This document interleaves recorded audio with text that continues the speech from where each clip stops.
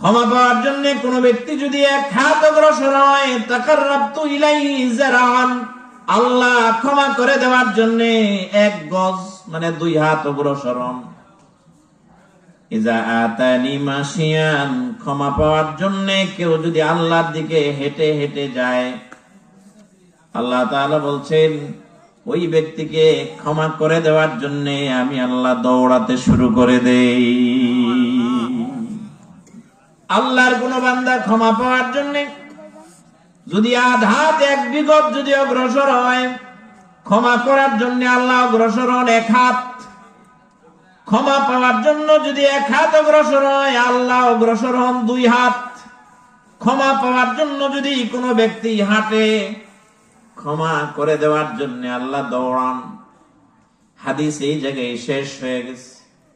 হাদিসের শেষে আর এই কথা বলা হয়নি ক্ষমা পাওয়ার জন্য কোন ব্যক্তি যদি দৌড়ায় তাহলে আল্লাহ কি করবেন, এটা আর বলা হয়নি। তবে কোরআন কারীমে আল্লাহ তাআলা বলছেন ওয়াসারিউ ইলা মাগফিরাতিম মির রাব্বিকুম, তোমরা দৌড়াও আল্লাহর ক্ষমা পাওয়ার জন্য। ওয়া জান্নাতিন আরদুহা কাআরদিস সামাই ওয়াল আরদ, এবং ওই জান্নাতের দিকে যার প্রশস্ততা হলো আকাশ এবং জমিনের সমান।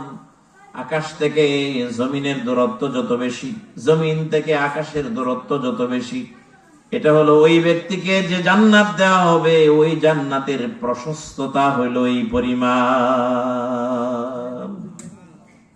জমিন থেকে আকাশের দূরত্ব কত, এটা এখন পর্যন্ত বিজ্ঞানীরা কোনো হিসাব কিতাব করে বের করতে পারেনি।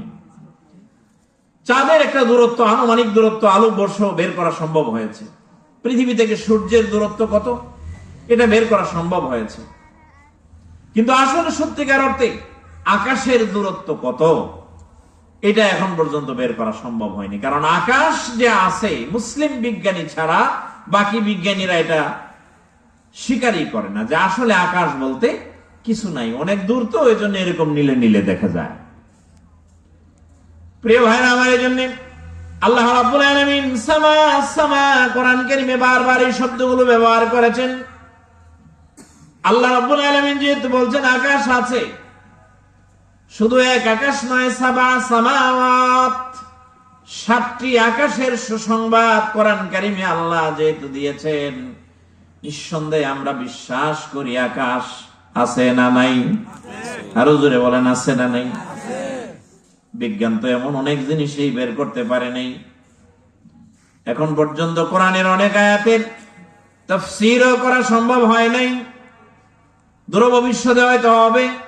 এখন থেকে 50 বছর আগে কোরআন কারীমের একটি আয়াত আল্লাহ রাব্বুল আলামিন ইরশাদ করেছেন, ফালা উকসিমু বিমাওয়াকিন নুজুম, শপথ ওই জায়গার যেই জায়গায় তারকারা পতিত হয়।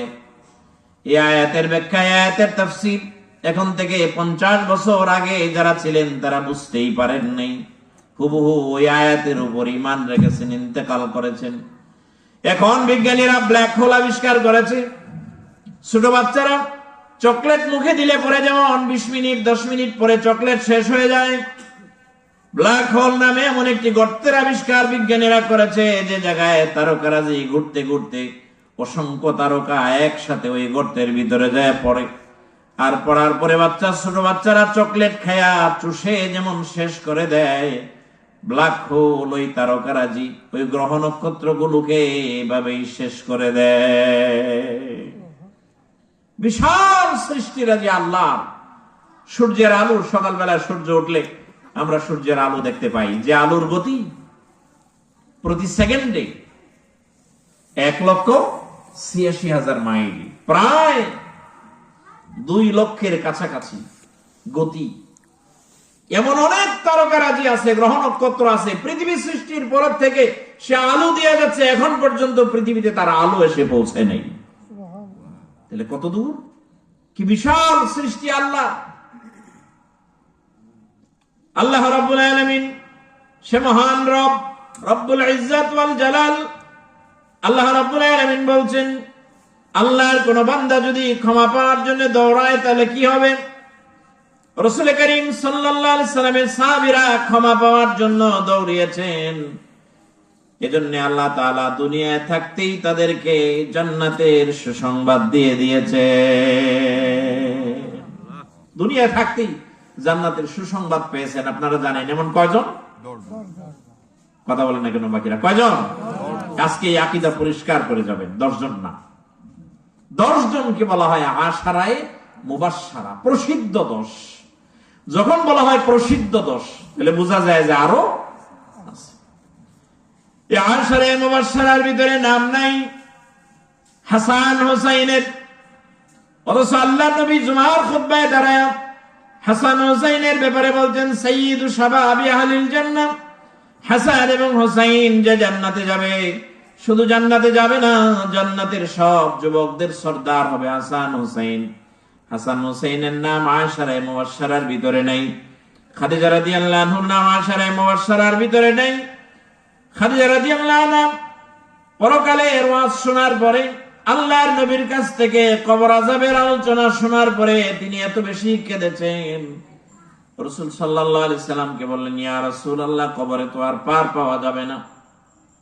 তিনি আল্লাহর নবীকে এতটা ভালোবাসতেন, আপনারা হজে যারা গিয়েছেন দেখেছেন, সেই সাউর পর্বতের গুহায় রাসূল সাল্লাল্লাহু আলাইহি সাল্লামের জন্য তিনি খাবার নিয়ে যেতেন, খাবার নিয়ে উঠতেন।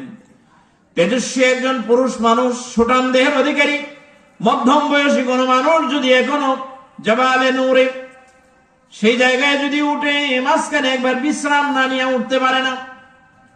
এখন তো ওই পাহাড়ের গুহায় আল্লাহর নবী যে জায়গায় ধ্যানে মগ্ন থাকতেন, সিঁড়ি কাটা হয়েছে। রাসূলুল্লাহর যুগে ওই জায়গায় কোনো সিঁড়িও ছিল না। হযরতে খাদিজা রাদিয়াল্লাহু আনহা তিনি আল্লাহর নবীর জন্য খাবার রেডি করে রাসূল সাল্লাল্লাহু আলাইহি সাল্লামের কাছে কণ্টকময় পাহাড় বেয়ে বেয়ে আল্লাহর নবীর কাছে তিনি যায় পৌঁছায় দিতেন। বিশাল সম্পদের মালিক ছিলেন তিনি। আল্লাহর নবী দ্বীনের জন্য, ইসলামের জন্য খাদিজা রাদিয়াল্লাহু আনহার সব সম্পদ 2 হাতে বিলি করেছেন। কোন একদিনও আল্লাহর নবীকে তিরস্কার করেন নাই, বৎসনা দেন নাই, জিজ্ঞাসাও করেন নাই, ইয়া রাসূলুল্লাহ এই সম্পদ কোথায় নিলেন, কি করলেন? আল্লাহর নবীকে একদিনের জন্য বলেননি।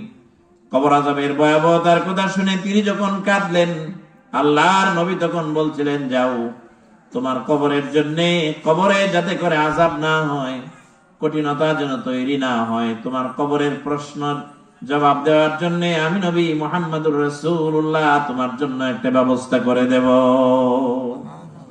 হাদিসের বর্ণনায় পাওয়া যায়, খাদিজা রাদিয়াল্লাহু আনহা যেদিন ইন্তেকাল করেছেন, প্রচন্ড রোদ, আল্লাহর নবী তাকে কবরস্থ করলেন।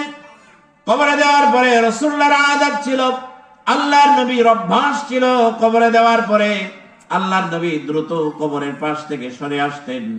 এটাই সুন্নাহ, কাউকে দাফন করার পরে কবরের পাশ থেকে চলে আসতে হয়।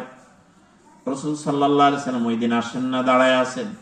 প্রচন্ড রোদ, রৌদ্রের কারণে, রোদের উত্তাপের কারণে আল্লাহর নবীর চেহারা মুবারক থেকে ঘামগুলো বেয়ে বেয়ে, দাড়ি বেয়ে বেয়ে পড়ছে। আল্লাহর নবী দাঁড়িয়ে আছেন, তার প্রিয় স্ত্রীকে কবরে রেখেছেন। দুনিয়ায় সবচাইতে বেশি সহযোগিতা দ্বীনের জন্য যিনি করেছেন যে মহিলা, তার নাম খাদিজা রাদিয়াল্লাহু আনহা।